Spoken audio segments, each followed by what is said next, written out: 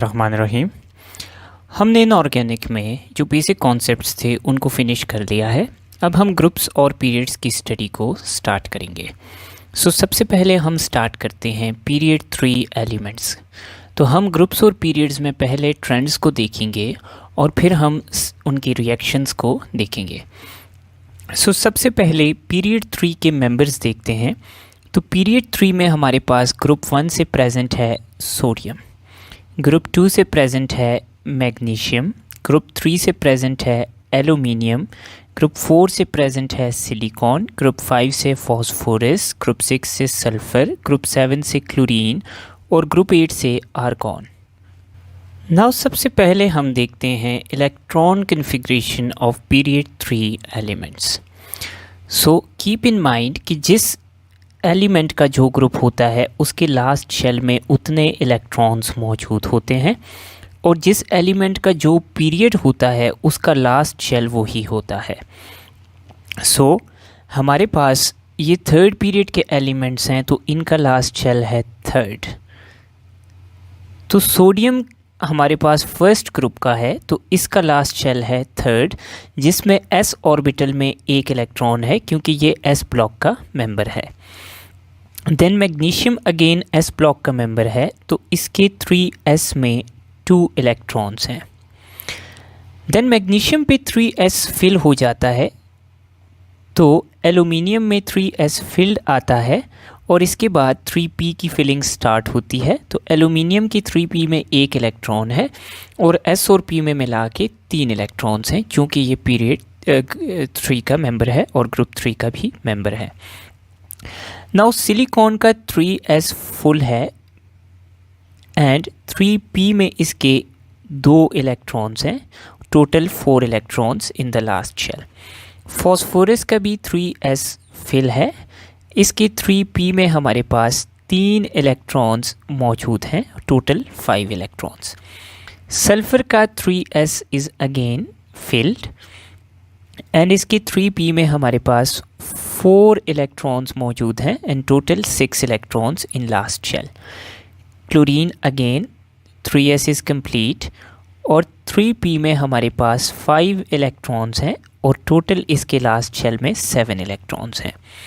Argon का 3sp full है और आर्गॉन पे जाके 3p ऑर्बिटल भी फुल हो जाता है और octet is complete. So this is the electronic configuration of period 3 elements. Now next is trend in atomic radius. So हमने पढ़ा था कि along the period atomic radius decreases. So sodium has largest radius. Then we have magnesium whose radius is smaller than sodium. Then we have aluminium जो कि मज़ीद छोटा है।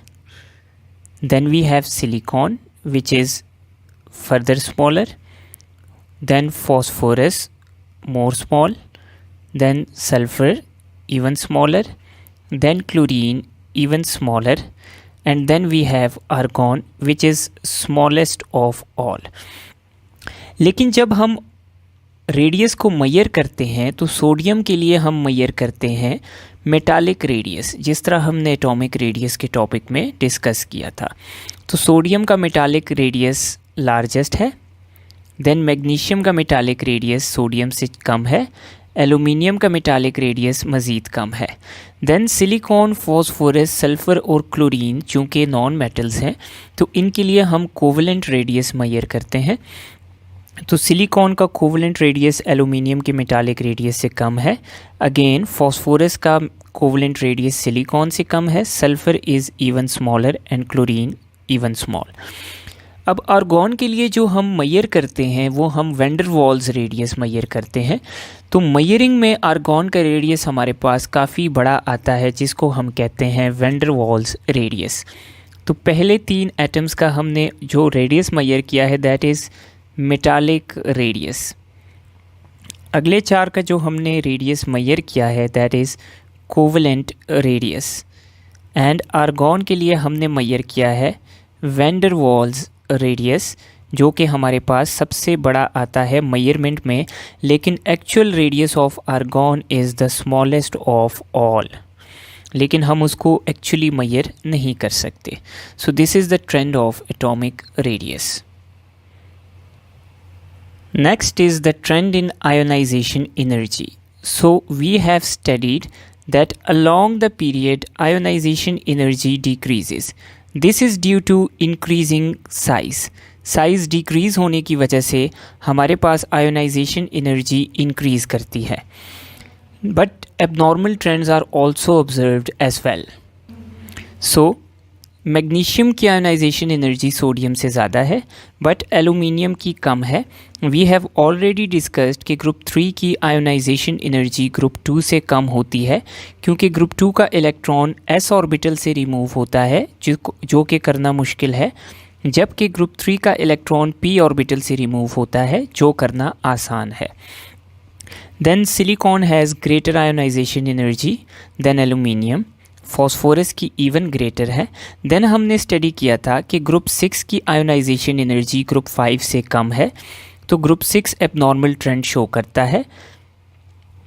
उसकी वजह यह है कि हमारे पास ग्रुप 5 की कन्फिग्रेशन है S2P3 जिसमें P हाफ फिल्ड है और स्टेबल है, इसलिए ग्रुप 5 की वैल्यू थोड़ी ज़्यादा है क्योंकि वो इलेक्ट्रॉन लूज़ नहीं करता, जबकि ग्रुप 6 की वैल्यू है S2P4। इसकी इलेक्ट्रॉन की कन्फिग्रेशन है S2P4, तो जब ये एक इलेक्ट्रॉन लूज़ करेगा तो ये ग्रुप 5 की तरह स्टेबल हो जाएगा, इसलिए ये आसानी से इलेक्ट्रॉन लूज़ करता है। तो ग्रुप 6 और ग्रुप 3 की आयोनाइजेशन एनर्जी एक्सपेक्टेशन से कम है। देन ग्रुप 7 की ज़्यादा है एंड ग्रुप 8 की मज़ीद ज़्यादा है। So this is the trend of ionisation energy in period 3 elements. With group number 3 aluminium and group number 6 sulfur showing abnormal values which is less than the expected values. Now let's see कि how electronegativity changes in period number 3. So period 3 में we have studied कि हमारे पास along the period हम move करते हैं towards fluorine। तो fluorine वाली side पे जब हम move करते हैं तो हमारे पास इलेक्ट्रोनेगेटिविटी क्या होती है, इंक्रीज़ होती है। सो इलेक्ट्रोनेगेटिविटी का ये ट्रेंड है कि along the period it goes on increasing with no abnormal trend. So इस पीरियड में chlorine has highest electronegativity. Argon को हम इलेक्ट्रोनेगेटिविटी की वैल्यू असाइन नहीं करते क्योंकि ये नॉर्मली कंपाउंड फॉर्मेशन में टेक पार्ट नहीं करता। So chlorine has highest electronegativity in the period and sodium has lowest electronegativity in period number 3। Now next we have the trend in electrical conductivity. इस trend को समझने के लिए हमें ये समझना होगा कि ग्रुप पीरियड 3 के एलिमेंट्स हमारे पास नॉर्मली किस फॉर्म में एग्जिस्ट करते हैं। सो सबसे पहले वी टॉक अबाउट सोडियम।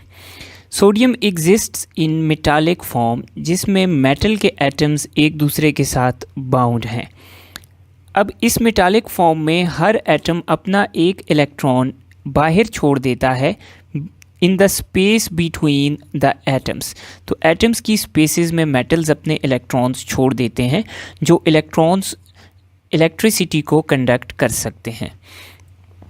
इसी तरह मैग्नीशियम भी हमारे पास एग्जिस्ट करता है मेटालिक फॉर्म में और मैग्नीशियम के लास्ट शेल में 2 इलेक्ट्रॉन्स हैं, तो ये पर एटम 2 इलेक्ट्रॉन्स प्रोवाइड करता है जो इलेक्ट्रिसिटी कंडक्ट कर सकते हैं।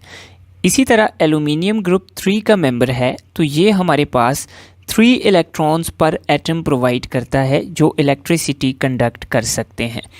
तो electrical conductivity increases from sodium to magnesium to aluminium.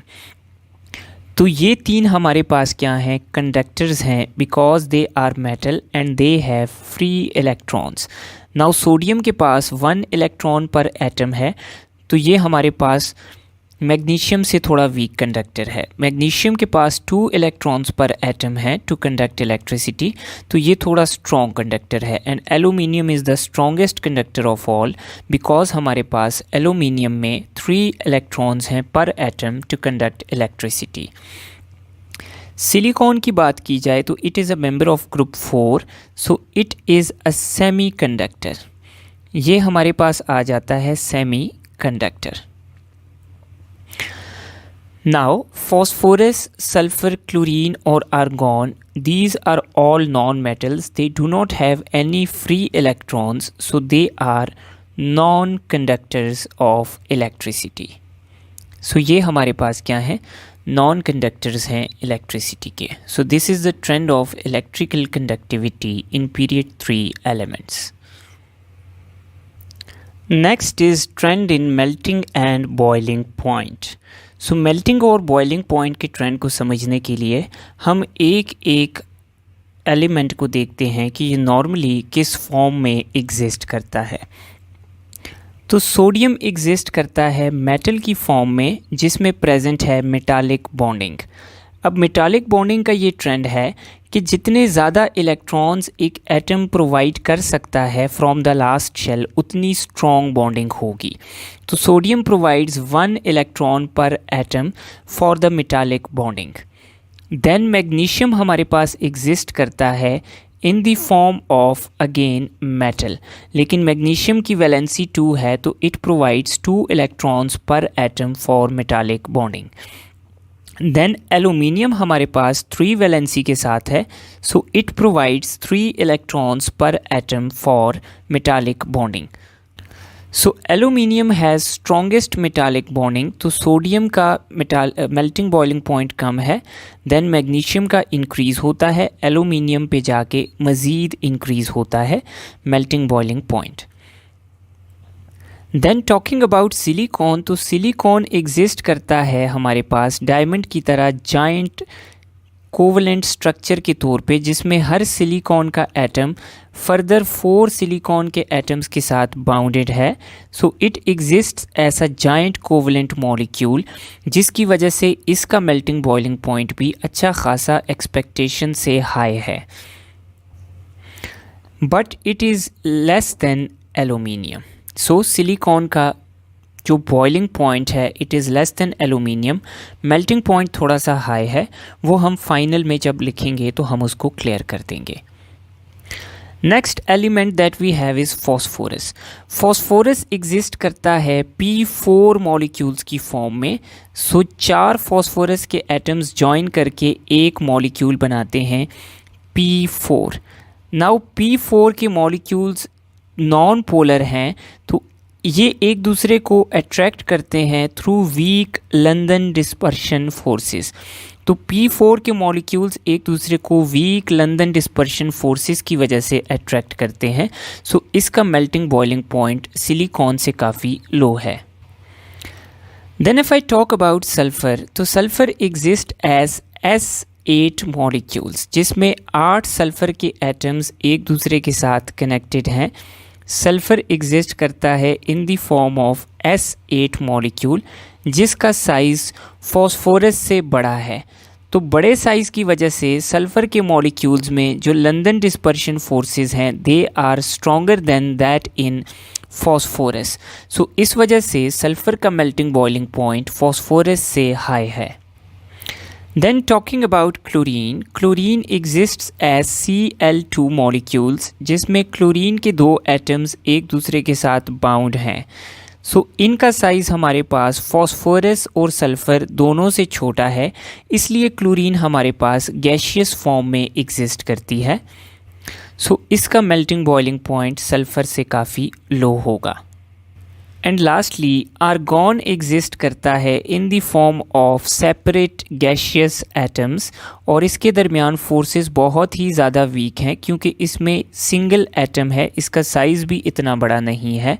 सो इस वजह से argon has lowest melting and boiling point.